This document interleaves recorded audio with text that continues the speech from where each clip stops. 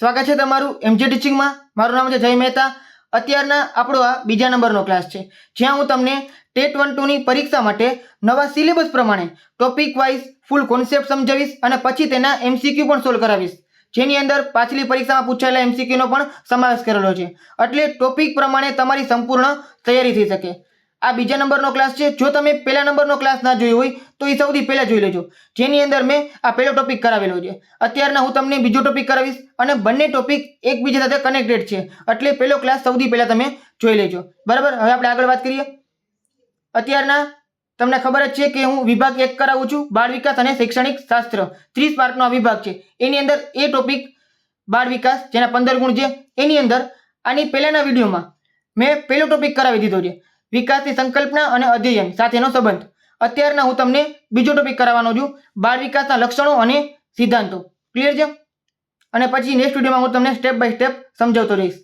એકવાર વિડીયોને છેલ્લે સુધી અને ધ્યાનથી જોજો, તમને બહુ જ મજા આવવાની છે। ટોપિક સાવ નાનો છે, પણ આમાંથી એમસીક્યુ બની શકે એવો ટોપિક છે, અને વિડીયો પૂરો થશે ત્યાં સુધીમાં તમને આખો ટોપિક મગજમાં ફિટ બેસી જવાનો છે, એટલે વિડીયોને ધ્યાનથી એકવાર જોઈ લેજો, બરાબર। અને એમસીક્યુ પણ સોલ્વ કરજો, તમને બહુ જ મજા આવવાની છે।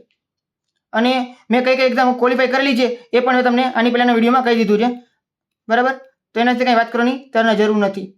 હવે આ પહેલો ટોપિક છે, આના વિશે મેં પહેલા વાત કરી દીધી તમને લાસ્ટ લેક્ચરની અંદર, અને પછી આપણે એમસીક્યુ પણ સોલ્વ કરેલા હતા। અત્યારના પણ એવી રીતના તમને કરાવવાનો છું। ક્લાસ 2 છે, જ્યાં હું તમને સમજાવવાનો છું બાળ વિકાસના લક્ષણો અને સિદ્ધાંતો। જો લક્ષણોમાંથી મોસ્ટલી એમસીક્યુ નથી બનતા, બરાબર છે, પણ એકવાર તમારે સમજી લેવા જરૂરી છે, એટલે હું તમને સમજાવીશ। એકદમ ટૂંકમાં છે, બહુ જાજુ નથી। સિદ્ધાંતો એકવાર ધ્યાનથી જોવા જરૂરી છે, કારણ કે એમાંથી વારંવાર એમસીક્યુ પૂછાતા હોય છે, બરાબર। લક્ષણોની વાત કરીએ તો વિકાસ એ પરિવર્તનની શૃંખલા છે।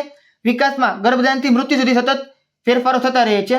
તો આની પહેલાના વિડીયોમાં તમને વાત કરેલી હતી કે વિકાસ છે એ વૂંબથી ટુંબ સુધી થતો હોય છે, મતલબ કે ગર્ભથી કબર સુધી થતો હોય છે, બરાબર। વૂંબ એટલે ગર્ભ અને ટુંબ એટલે કબ્ર, તો ગર્ભધારણથી મૃત્યુ સુધી વિકાસ સતત ચાલુ રહે છે। પછી બીજું લક્ષણ છે વિકાસ ગુણાત્મક અને પરિમાણાત્મક બંને ફેરફારો હોય છે। ગુણાત્મક મતલબ કે જેને માપી ન શકાય, જેમ કે તર્ક શક્તિ, સમજણ, સામાજિક કૌશલ્ય, આ બધા ગુણાત્મક કહેવાય। પરિમાણાત્મકનો મતલબ શું? બાળકની ઊંચાઈ, વજન વધવું, આ બધા શું છે? પરિમાણ છે, બરાબર। પરિમાણની અંદર એ તમે માપી શકો છો, અને વૃદ્ધિ છે એ પરિમાણમાં આવે છે, તો વૃદ્ધિની અંદર વિકાસ સમાયેલો હોય છે। વિકાસ એ વારસો અને વાતાવરણની આંતરક્રિયાનું પરિણામ છે। તો ફક્ત વારસો અથવા ફક્ત વાતાવરણની વાત નથી થતી, અહીંયા બંને વસ્તુ ભેગી થશે। વારસો જરૂરી છે અને વાતાવરણ પણ જરૂરી છે, બરાબર। બંને ભેગું થઈને વિકાસ થતો હોય છે। પછી વિકાસ બહુ પરિમાણીય અને બહુદિશીય છે, મતલબ કે જેના અલગ અલગ ઘણા બધા ડાયમેન્શન હોય છે, ઘણા બધા પરિમાણ હોય છે, અને બહુદિશીય જેની અલગ અલગ ઘણી બધી ડાયરેક્શન હોય છે। અને વિકાસને તમે શું કરી શકો છો? તમારી રીતે જેમાં ફેરફાર કરી શકો છો, બરાબર। એટલે વિકાસ તો અત્યંત લવચિક છે, ફ્લેક્સિબલ છે, બરાબર। વિકાસની દિશા અને ગતિમાં યોગ્ય વાતાવરણ હસ્તક્ષેપ દ્વારા બદલી શકાય છે, મતલબ કે કોઈ બાળક છે એ નાનું હોય, પણ તમારે જે દિશામાં એને વાળવું હોય તમે દિશામાં વાળી શકો, એને એવું વાતાવરણ આપીને, બરાબર છે। જો કોઈ બાળક છે એને સારો ખોરાક મળે, પછી સારું એજ્યુકેશન મળે, તો એ બહુ સારી દિશામાં આગળ વધી શકે છે, અને આ કોઈ વસ્તુ ના મળે તો એ ખરાબ કામ પણ કરી શકે છે। તો વિકાસ છે કેવું છે? લવચિક છે, ફ્લેક્સિબલ છે। હવે આ ખાલી ઉપર છેલ્લી માહિતી હતી, આ લક્ષણો છે, બરાબર। આમાં કંઈ પ્રશ્ન પૂછાઈ શકે એમ નથી, એટલે કંઈ યાદ રાખવાની જરૂર નથી એટલી બધી ડિટેલની અંદર, બરાબર। જ્યાં હતી તમને બધી વસ્તુ કહેવાનો છું। સિદ્ધાંત ખૂબ જ જરૂરી છે, આનો એક એક વર્ડ યાદ રાખજો, આમાંથી વારંવાર એમસીક્યુ બનતા હોય છે, બરાબર। બાળ વિકાસના સિદ્ધાંતો, ચલો હવે આની અંદર વાત કરીએ તો વિકાસની પ્રક્રિયા નીચેના સાર્વત્રિક સિદ્ધાંતોને અનુસરે છે, જેમાં સૌથી પહેલો કયો છે? વિકાસની દિશાનો સિદ્ધાંત, બરાબર છે। વિકાસની દિશાનો સિદ્ધાંત, તો આ દિશાની વાત કરેલી છે, પ્રિન્સિપલ ઓફ ડાયરેક્શનાલિટી, બરાબર છે। વિકાસ એક નિશ્ચિત દિશા અને ક્રમને અનુસરે છે। વિકાસ શું છે? એક નિશ્ચિત દિશા અને ક્રમને અનુસરે છે। આ દિશા શબ્દ છે તમારા માટે ખૂબ જ મહત્વનો છે, કારણ કે તમને આનો પછી તમને આગળ એમસીક્યુ પણ બનતા હોય છે। હવે આમાં બે દિશાની વાત કરી છે, કઈ બે દિશા? એક તો મસ્તિષ્કાભિમુખ અને પછી સમીપથી દૂર। મસ્તિષ્કાભિમુખ ને શું કહેવાય? સેફેલોકોડ્યુઅલ, બરાબર। સેફેલોકોડ્યુઅલ આ જે વર્ડ છે જેને પ્રોનાઉન્સ થાય છે સેફેલોકોડ્યુઅલ, અને સમીપથી દૂરનો મતલબ શું? પ્રોક્સિમોડિસ્ટલ, પ્રોક્સિમોડિસ્ટલ, બરાબર। ઇંગ્લિશ વર્ડ યાદ ના રહીએ તો કાંઈ વાંધો નહીં, તમે ગુજરાતી વર્ડ પણ યાદ રાખી શકો છો। મસ્તિષ્કાભિમુખ નામ ઉપરથી તમને ખબર પડી જાય। મસ્તિષ્કાભિમુખ ક્રમનો મતલબ શું? કે વિકાસ માથાથી શરૂ થઈને પગ તરફ આગળ વધે છે, મતલબ કે હેડ ટુ ટો, બરાબર છે. ઇંગ્લિશમાં વાત કરીએ તો હેડ ટુ ટો. હેડનો મતલબ શું? માથું, અને ટો એટલે પગનો અંગૂઠો, મતલબ કે ત્યાં સુધીનું, એટલે માથાથી લઈને પગના અંગૂઠા સુધી વિકાસ આગળ વધે છે, બરાબર.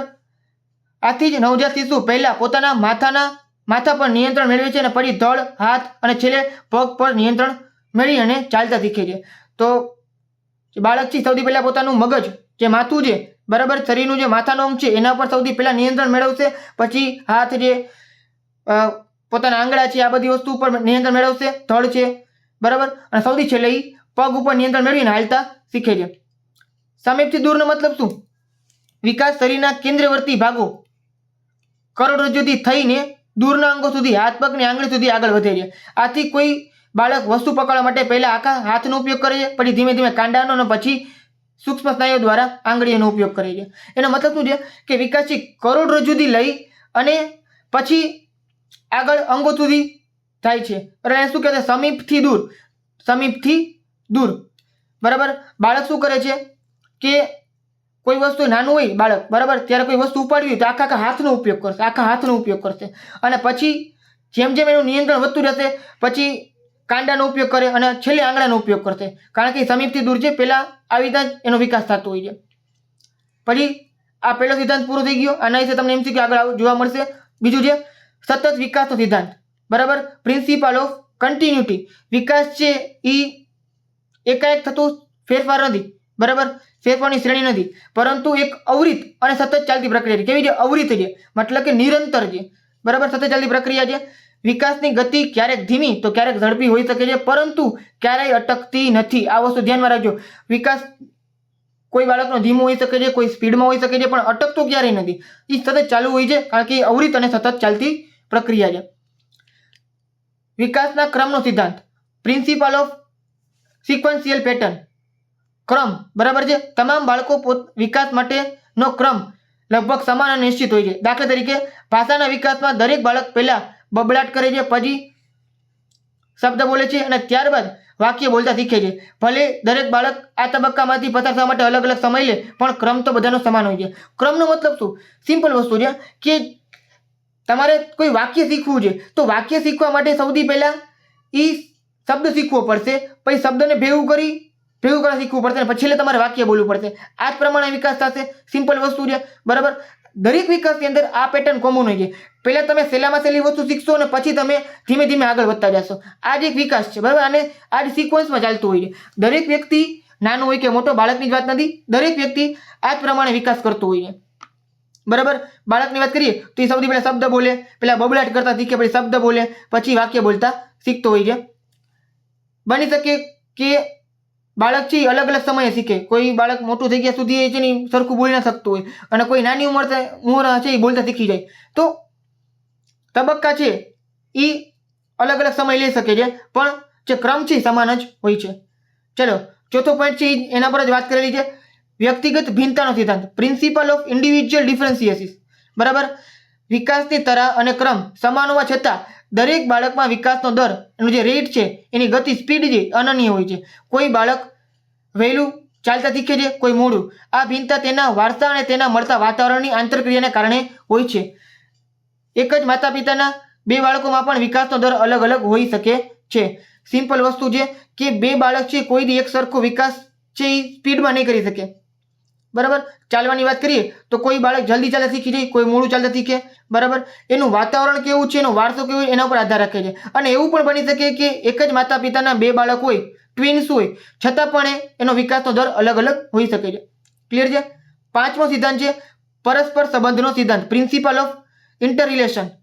વિકાસના તમામ પાસાઓ શારીરિક, માનસિક, સામાજિક, સાંવેગિક એકબીજા સાથે ગાઢ સંકળાયેલા છે, એકબીજાને અસર કરે છે. જે બાળકના શારીરિક રીતે સ્વસ્થ અને સક્રિય હોય છે તેનો માનસિક અને સામાજિક વિકાસ પણ સારો થાય છે. તેવી જ રીતે સતત બીમાર રહેતું બાળક ચીડિયું બને છે અને તેના પર સાંવેગિક વિકાસ અને સામાજિક વિકાસ નવરો થાય છે. શું વાત કરેલી છે કે પરસ્પર સંબંધ છે.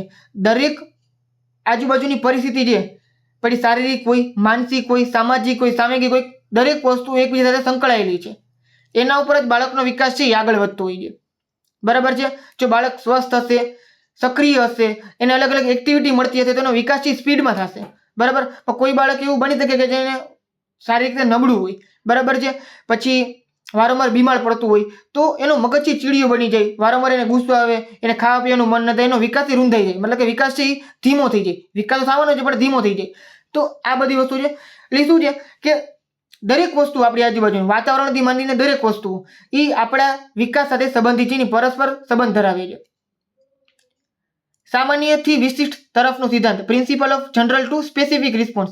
વિકાસની પ્રક્રિયામાં બાળકની શરૂઆત અને સામાન્ય અભિવ્યક્ત પ્રતિક્રિયાઓ આપે છે, જે ધીમે ધીમે તેમાંથી વિશિષ્ટ અને ચોક્કસ પ્રતિક્રિયા આપતા શીખે છે. ઉદાહરણ તરીકે, શરૂઆતમાં ઉત્તેજિત થતા બાળક આખા શરીરથી પ્રતિક્રિયા આપે છે, પરંતુ મોટું થતાં તે માત્ર સ્મિત આપીને હાથ હલાવીને પોતાની ખુશી વ્યક્ત કરે છે. નાનું બાળક તમે જોયું હોય ને, તે શું કરે છે કે જ્યારે એને આનંદ થાય, ખુશી મળે, ત્યારે આખું શરીર હલાવતું હોય છે. પણ જેમ જેમ મોટું થાય પછી મોઢું હલાવવાનું ચાલુ કરે, પછી સ્માઇલ આપવાનું ચાલુ કરે, પછી આખું શરીર નથી હલાવતું. તો શું છે, સૌથી પહેલા સામાન્ય હરકત કરતો હોય છે, પછી સ્પેસિફિક છે એ કામ કરે છે. એટલે જનરલ ટુ સ્પેસિફિક આ સિદ્ધાંત છે. બરાબર. હવે આની અંદર શું છે, આ સિદ્ધાંત આપણે શું કામ શીખવા જોઈએ એ તમને સમજાવી દીધું છે કે આ સિદ્ધાંત છે માત્ર શૈક્ષણિક ખ્યાલ જ નથી, શિક્ષકને વર્ગખંડમાં પણ આ બધી વસ્તુ વ્યવહારુ સાધન તરીકે ઉપયોગમાં આવતું હોય છે. ઉદાહરણ તરીકે, વ્યક્તિગત ભિન્નતાનો સિદ્ધાંત છે એ શિક્ષકને સમજાવવા મદદ કરે છે કે વર્ગના તમામ બાળકો એક જ ગતિએ એક જ પદ્ધતિથી શીખી શકતા નથી. એટલા માટે શિક્ષકે દરેક બાળકની જરૂરિયાત મુજબ અલગ અલગ શિક્ષણની પદ્ધતિઓ અપનાવવા માટે પ્રેરણા આપે છે. બરાબર. તમને ખબર જ છે કે બાળક અલગ અલગ શીખતું હોય છે, એટલે એટલા માટે આપણે અલગ અલગ પદ્ધતિનો ઉપયોગ કરવો જોઈએ. મસ્તિષ્કાભિમુખ સમીપથી દૂર સિદ્ધાંતોનું જ્ઞાન શિક્ષકને નક્કી કરવા મદદ કરે છે. તે નાના બાળકો માટે કયા પ્રકારની શારીરિક પ્રવૃત્તિઓ, જેમાં મોટા સ્નાયુઓનો ઉપયોગ થાય છે, અને લેખન જેવી સૂક્ષ્મ સ્નાયુ કૌશલ્યોની પ્રવૃત્તિ ક્યારે અને કેવી રીતે આયોજિત કરવી એનું જ્ઞાન આપે છે. એટલે આ શિક્ષક માટે શું કામ જરૂરી છે એ તમને કીધું છે. હવે તમારા માટે MCQ. આ બધી તો તમે સમજાઈ ગઈ, તો એકવાર તમે લાગ્યું હશે કે આ તો બહુ વસ્તુ ઇઝી છે, પણ બધા સિદ્ધાંતો યાદ રાખવા ઇઝી નથી. બરાબર. જ્યારે MCQ આવશે ત્યારે તમે કન્ફ્યુઝ થઈ જશો. એટલા માટે જો તમે બાકી બધી વસ્તુ પહેલા ના જોઈ હોય, બરાબર, ના વાંચેલી હોય, કાં તમને ભૂલાઈ ગયું હોય, તો ફરીથી એકવાર વિડીયોને રિપીટ કરી લ્યો. બરાબર. વિડીયોને પોઝ કરી લ્યો, એકવાર વાંચી લ્યો, પછી તમે MCQ સોલ્વ કરજો. બાકી MCQ એમ તો સહેલા છે, તમને વાંધો ના આવવો જોઈએ. પહેલો MCQ છે, વિકાસ માથાથી પગ તરફની દિશામાં થાય છે. આ કયા સિદ્ધાંતને અનુસરે છે? માથાથી પગ તરફ, હેડ ટુ ટો, તો કયો સિદ્ધાંત છે? સમીપ દૂર, મસ્તિષ્કાભિમુખ, સામાન્યથી વિશિષ્ટ કે સતત વિકાસ? તમને ખબર પડી જ ગઈ હશે, મસ્તિષ્કાભિમુખ. બરાબર. Option number B. પછી બીજો ક્વેશ્ચન, બાળક કોઈ વસ્તુ પકડવા માટે પહેલા આખા હાથનો ઉપયોગ કરે છે અને પછી તે આંગળીઓનો ઉપયોગ કરે છે. તો આ વિકાસના કયા સિદ્ધાંતનું ઉદાહરણ છે? બરાબર. પહેલા આખા હાથનો ઉપયોગ કરે છે, પછી આંગળીનો ઉપયોગ કરે છે, તો આ કયો વિકાસ છે?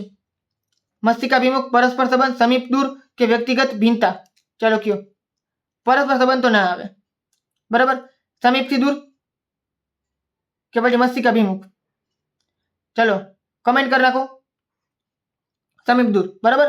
પ્રોક્સિમો ડિસ્ટલ. બરાબર. એનો મતલબ શું છે કે કોઈ વસ્તુ પહેલા સામાન્ય વસ્તુ કરતા શીખે છે, પહેલા હાથનો ઉપયોગ કરી, હાથ જે સામાન્ય ભાગ છે આપણો શરીરનો સામાન્ય અંગ કહેવાય. બરાબર છે. અને પછીથી સ્પેસિફિક આંગળીઓનો ઉપયોગ કરશે, તો સમીપથી દૂર, પ્રોક્સિમો ડિસ્ટલ. ચાલો એના પછી MCQ. જો MCQ તમે બાજુમાં લખતા જજો, પેન અને પેપર લઈને બેસી જજો. 15 MCQ છે. ABCD જે હશે તમે લખતા જાઓ, અને છેલ્લે તમે કમેન્ટ કરો કે તમારા કેટલા MCQ સાચા પડ્યા, તો તમને મજા પણ આવશે. બરાબર. તમારી કમેન્ટ બીજા લોકો વાંચે એટલે એ લોકોને મોટિવેશન મળશે કે આના તો આટલા સાચા પડ્યા, તો મારે આટલા સાચા પડવા જોઈએ. અને જો તમને વિડીયો ગમતો હોય તો લાઈક કરી નાખજો અને વિડીયોને હાઈપ આપી દેજો, એટલે બીજા લોકો સુધી પણ પહોંચી શકે. અને સબસ્ક્રાઇબ તો કરવાનું જ છે તમારે, કારણ કે તો જ તમને નોટિફિકેશન મળતી રહેશે મારા અલગ અલગ લેક્ચરની. અને જો તમારે આ લેક્ચરની સિરીઝ ગમે છે, જો તમને અને તમારે ચાલુ રાખવી છે, તો તમારે આને લોકો સુધી શેર કરવી જ પડશે. બરાબર છે. ચાલો આગળ. દરેક બાળકના વિકાસનો દર અલગ અલગ હોય છે, તો આ કયો સિદ્ધાંત છે? તો વિકાસના ક્રમનો સિદ્ધાંત, સતત વિકાસનો સિદ્ધાંત, વ્યક્તિગત ભિન્નતાનો સિદ્ધાંત કે વિકાસની દિશાનો સિદ્ધાંત?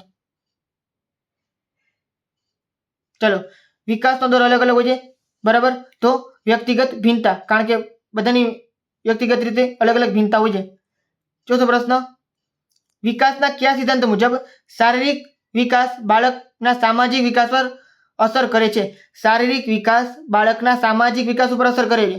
મતલબ કે શારીરિક અને સામાજિક બંને વિકાસ શું છે? એકબીજા સાથે સંકળાયેલા છે. ત્યારે શું કહેવાય? પરસ્પર સંબંધનો સિદ્ધાંત. બરાબર છે.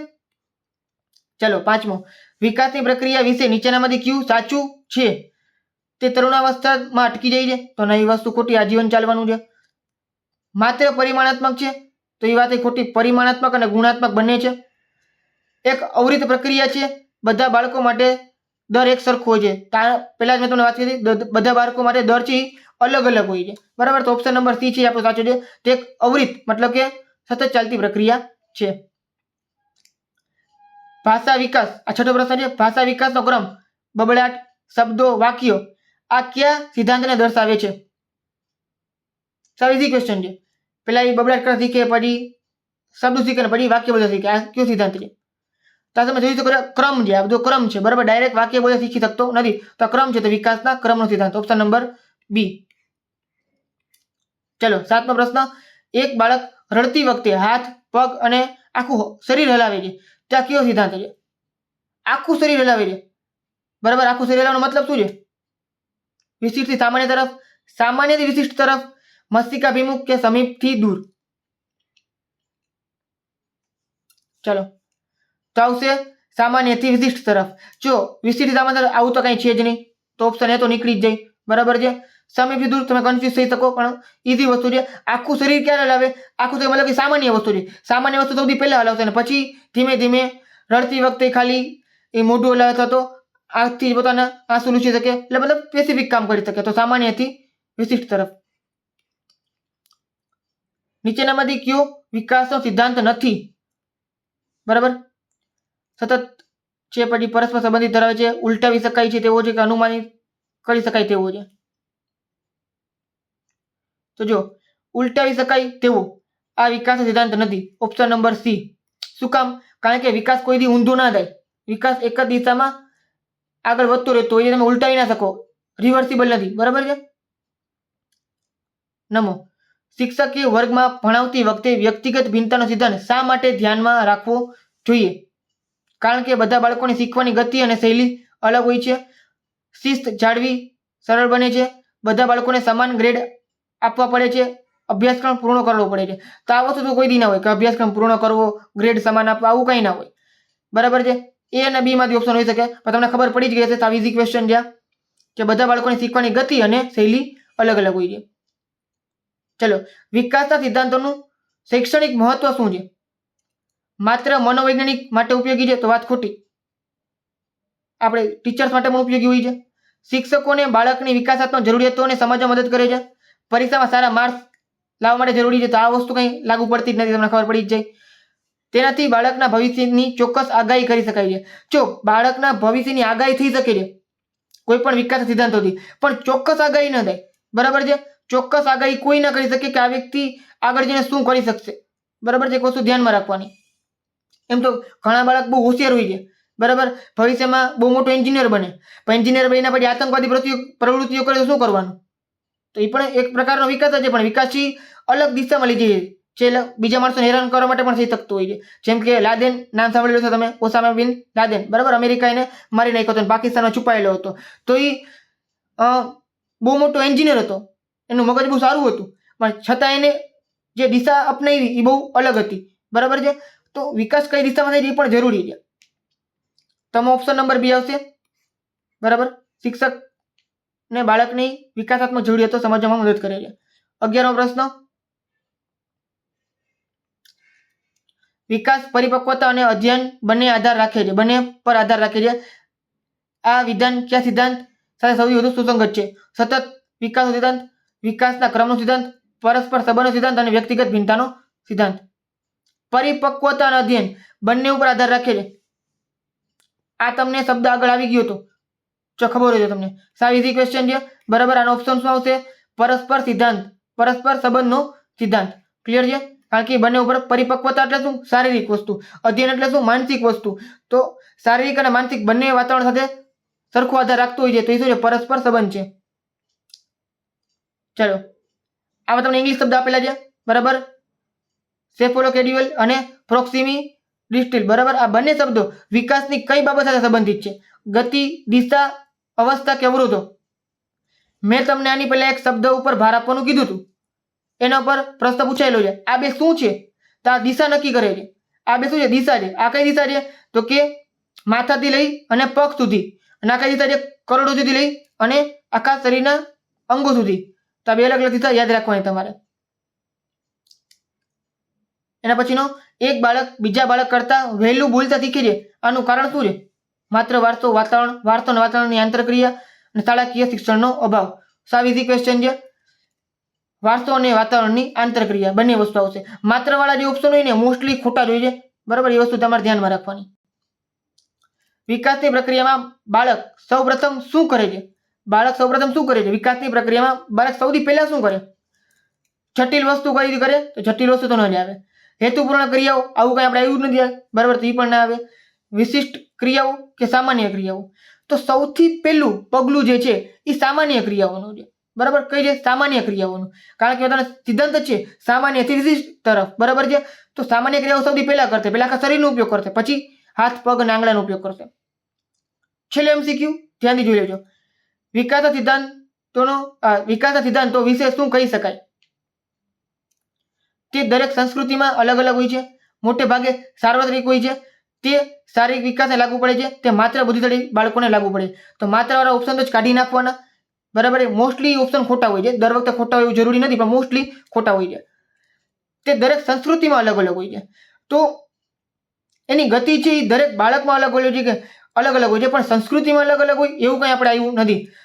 તે મોટે ભાગે સાર્વત્રિક હોય છે. તો જ્યારે સિદ્ધાંતોની શરૂઆત કરી ને ત્યારે સૌથી પહેલી એક લાઈન હતી કે વિકાસના સિદ્ધાંત સાર્વત્રિક સિદ્ધાંતો છે, મતલબ કે યુનિવર્સલ છે, બધી જગ્યાએ લાગુ પડશે, દરેક બાળકમાં લાગુ પડશે. બરાબર છે, તો ઓપ્શન નંબર બી આવશે. ક્લિયર છે? તો આ તો આપણું ટોપિક નંબર 2. આના પછી તો ટોપિક નંબર 3 પણ કરાવવાનો છું.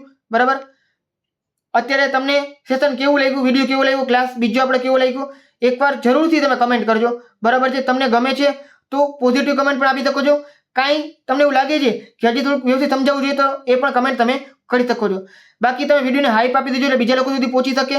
બરાબર, સબસ્ક્રાઇબ કરી નાખજો, લાઈક કરી નાખજો અને વિડીયોને જરૂરથી બધા લોકોને શેર કરો, એટલે ઘણા બધા લોકો સુધી આ ફ્રીની જે બધી વસ્તુઓ છે પહોંચી શકે. અને તમારા માટે ઘણી બધી વસ્તુ બનાવવા માટે ઘણી બધી મહેનત પડતી હોય છે, એટલે જરૂરથી તમે પણ થોડોક સપોર્ટ કરી શકો છો. બરાબર, આ રીતના સબસ્ક્રાઇબ અને લાઈક કરીને. તો મળીએ આપણે નેક્સ્ટ વિડીયોમાં ક્લાસ નંબર 3 ની અંદર.